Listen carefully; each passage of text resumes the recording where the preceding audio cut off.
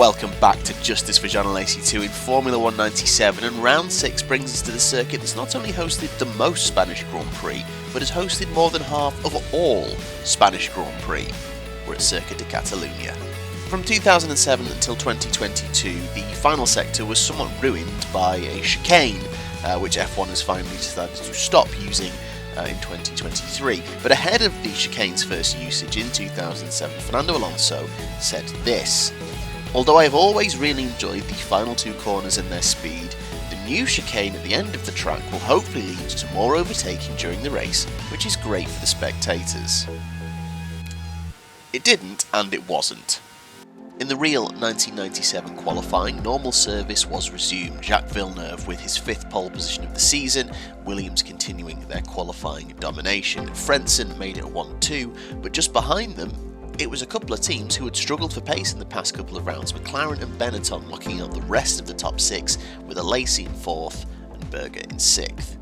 After his incredible drive in Monaco, Michael Schumacher was brought slightly back down to earth. He could only manage 7th, whereas Irvine struggled in his 2nd qualifying session in a row. He could only manage 11th in the Ferrari. This race also marks the first appearance of Gianni Morbidelli at Sauber after Nicola Larini was dropped. You may remember we've added Morbidelli in to that Sauber seat in game because he held it for the longest, even though a total of 3 different drivers would have that seat at some point this season. But we bid farewell to Nicola Larini, getting the mid-season chop in Red Bull associated cars before it was cool. In all of our playthroughs so far, Catalunya has been a little bit of a struggle bus track. I've gone for a higher downforce setup because even though it may not be the quickest I could go possibly with a lower downforce setup, I'd rather feel more in control of the car and just be consistent lap on lap. Last year I could only manage 12th with Panis. Alesi in real life got 4th. I'd be happy with the top 10 and maybe we could do something from there. Honestly, the big hope is actually a wet qualifying and a wet race for the first time. The race, obviously, we still have that issue where we don't know what the forecast is going to be. We've had dry practice. Could we then have a wet everything else?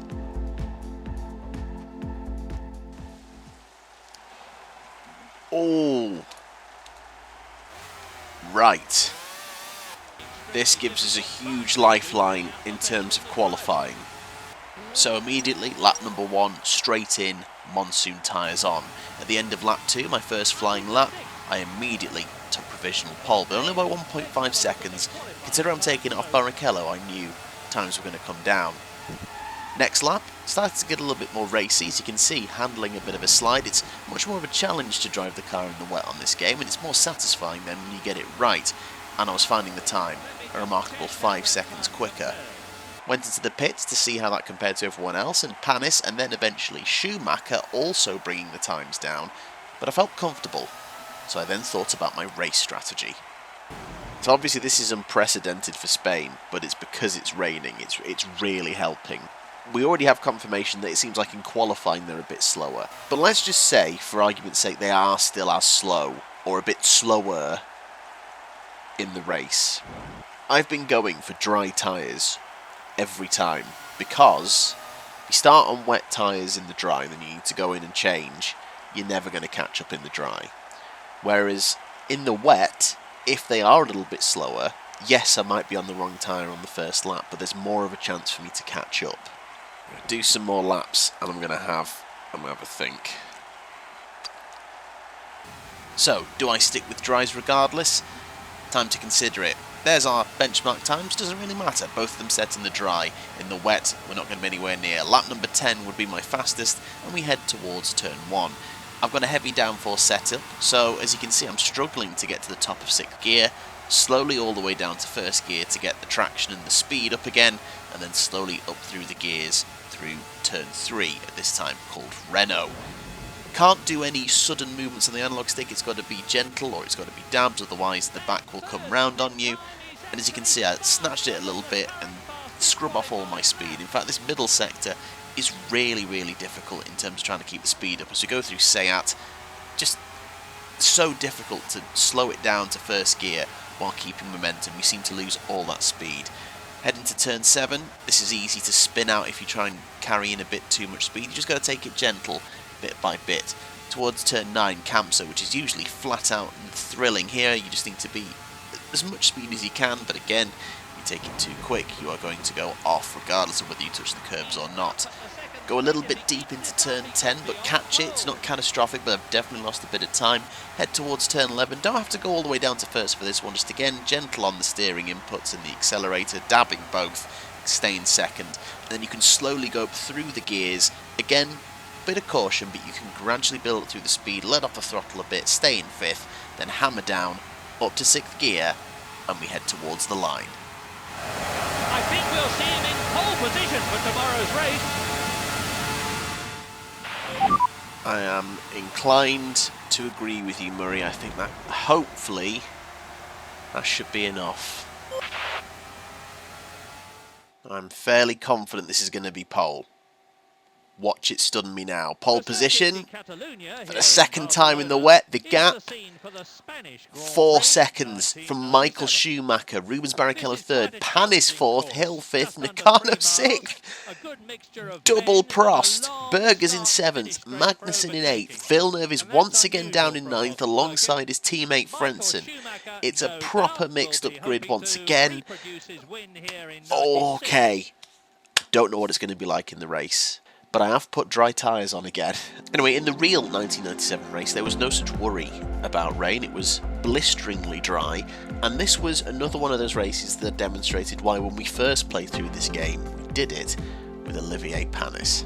With the much more durable Bridgestone tyre, Panis was able to go from 12th to 2nd, and he was chasing down Jacques Villeneuve at 1.5 seconds a lap for the win.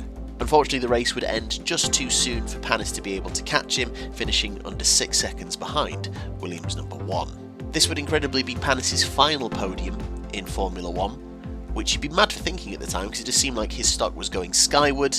It was a solid day for Alesi too. He converted his 4th place grid start into his first podium of the season. Also shout out to Johnny Herbert, who after starting 10th finished 5th in the Sauber, ahead of both McLarens and heinz-harald Frentzen, who could only manage 8th after starting 2nd on the grid. Now in our Panis playthrough, we were running in 6th place until our teammate, Shinji Nakano, bashed us out of the way at T1 and took the point for himself, and we finished 7th. Now considering what happened at Monaco with our current teammate, Mr. Gerhard Berger, I'm slightly concerned that there could be some repeating history. If it's dry and we're on the dry tyre, it's going to be a fight to try and hold on and keep people behind us. If it's wet, great, but we're going to have to go in and change tyres, which will lose us a load of time. I don't know within the 10 laps if I'm going to have enough time to catch up and get back in the points.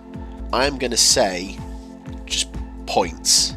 It's the circumstances of this game, so I'm going to say points, and I'd be happy to walk away with points from Spain. Hopefully Villeneuve doesn't charge through the field. It is wet. Okay. So we've got to have one tidy lap in the dry and then get in the pits. The lights go on and they go out in Barcelona. And immediately we've been absolutely done. We've lost... Oh.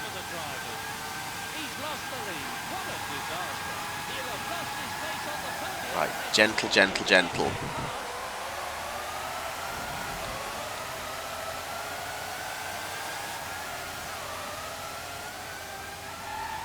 Oh, and immediately you can feel the lack of grip on the slicks. Oh! He's hit the Canadian!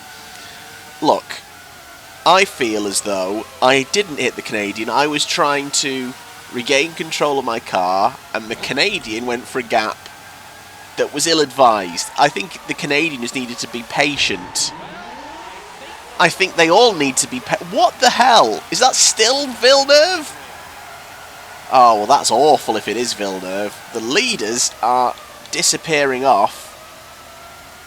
Michael Schumacher, Rubens Barrichello, and I think Olivier Panis might be about to make one of a very popular podium. But I'm going to have to go in the pits now. So, I know I've been a bit of a roadblock. I don't think I've blocked unfairly. I lost control towards the end of Sector 1, but I absolutely wasn't blocking unfairly. I was just trying to control the car, and Villeneuve was impatient. We've actually done okay. We've actually done okay in terms of controlling the car there. So, as you can see, I've just made a very interesting split decision in terms of staying out. So let's just see how we do.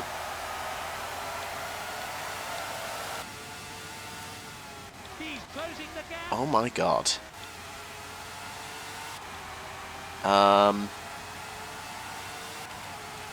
Right, I'm not going to talk for a moment. I need to see something.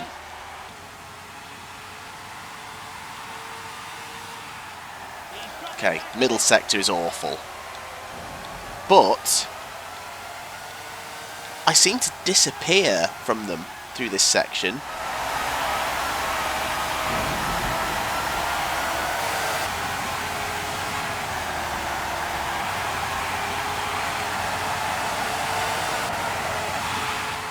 What's the gap across the line?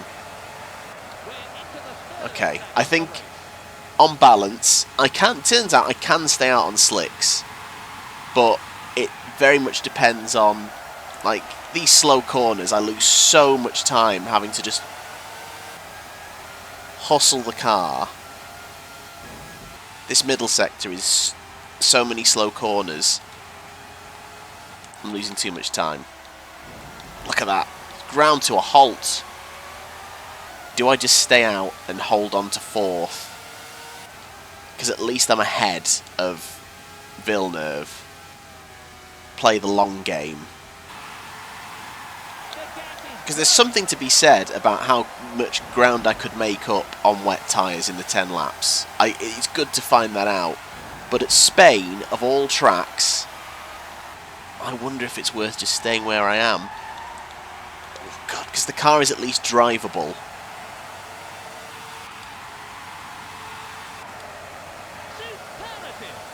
Look at that final sector, that's insane. I have to really concentrate though, just to make sure I don't do any sudden movements and you're done for. And it's a shame, because actually, first and third sector, it is all here, unfortunately. Oh, God, that was scary. It seemed quicker though. How was the gap? Not that bad. Oh. Dear me. But then all of a sudden I went deep into that one, and I feel like they're right behind me again.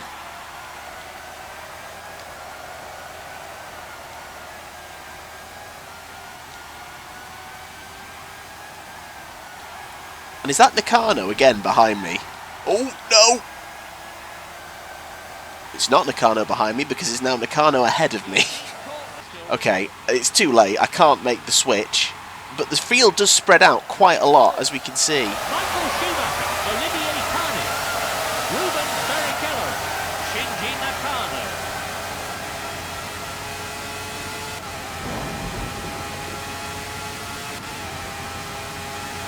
If I keep my head on, I might be able to get Nakano back. Not just today, but for last year. Ooh. Come on.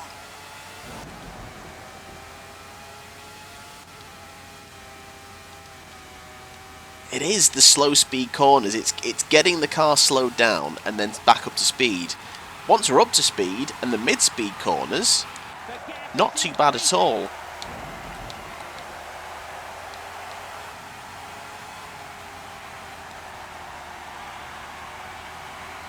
So that was a good run out the final corner. I might still have a chance at Nakano. Driving in the wet on slicks. We're properly getting into the Alesi mood now. Here we go.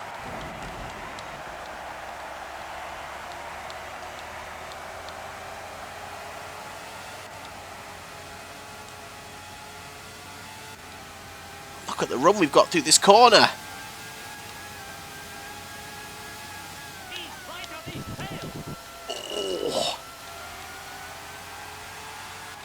Okay, might get another chance.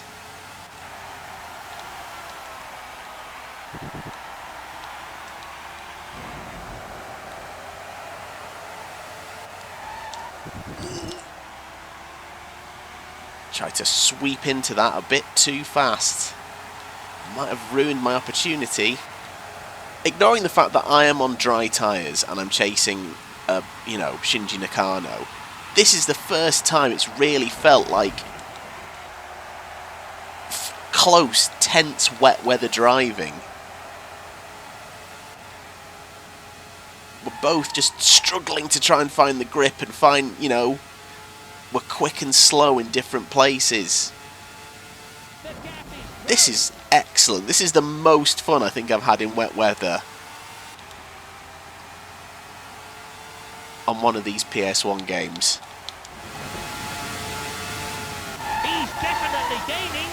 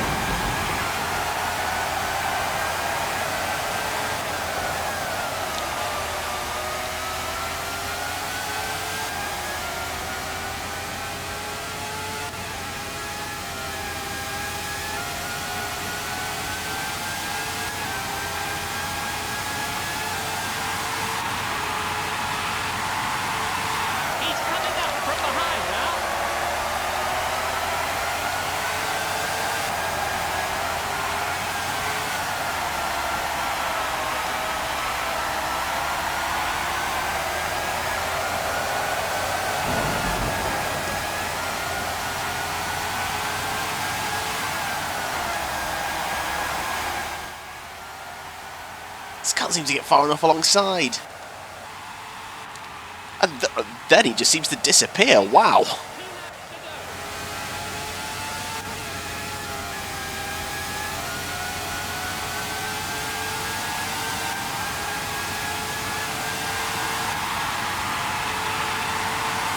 He's coming up from behind now.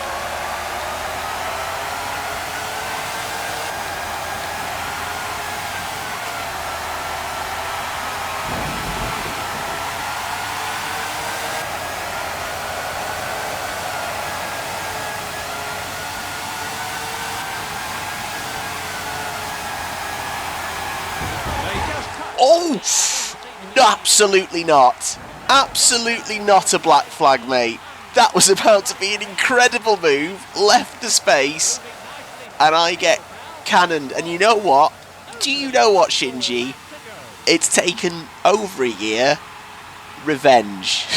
You little dick. But now I have Frentzen right behind me. And if I want to hang on, I have to keep a Williams. I'm sorry, Shinji. After all the patience I had, I finally had a moment, thought this is it. And he is absolutely just moved into me across track. This has really given me some food for thought. First of all, the fact that I can seem to drive in the wet on slicks. Schumacher crosses the line for an important win. This is really going to shake up the championship now. But I think it's going to be dependent on the track if staying out on slicks is doable. Because there are certain corners, certain sections that are absolutely have worked better than others.